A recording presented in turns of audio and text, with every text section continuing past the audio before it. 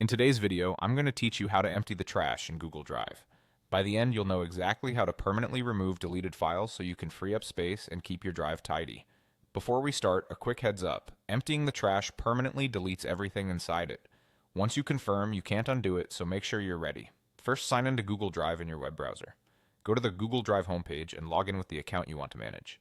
If you use multiple accounts, double check that you're in the correct one so you don't remove files from the wrong drive. Once you're in, look at the left-hand sidebar. You'll see a list of sections like My Drive and Shared with Me. Click Trash.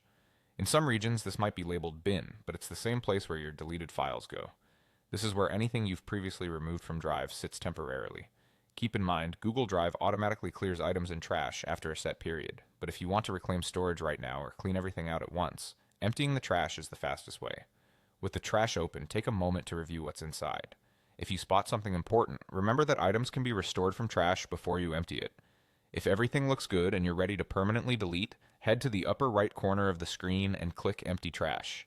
You might see it labeled Empty Bin or see an option called Delete Forever in some layouts, but the idea is the same. Remove all trashed files at once. A confirmation message will appear to prevent accidental deletion. This is your final checkpoint. It typically reminds you that this action can't be undone. If you're certain, confirm to proceed. Google Drive will then permanently remove all items currently in the trash.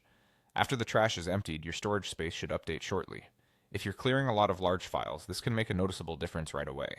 Note that files in shared drives or files owned by others may behave differently depending on permissions and ownership, but emptying your trash only affects what's in your trash. That's all there is to it.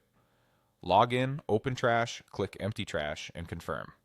Use this process anytime you need to free up space or finish tidying your drive. Thanks for watching, and keep your storage clean and organized by emptying your trash whenever you're sure you no longer need what's inside.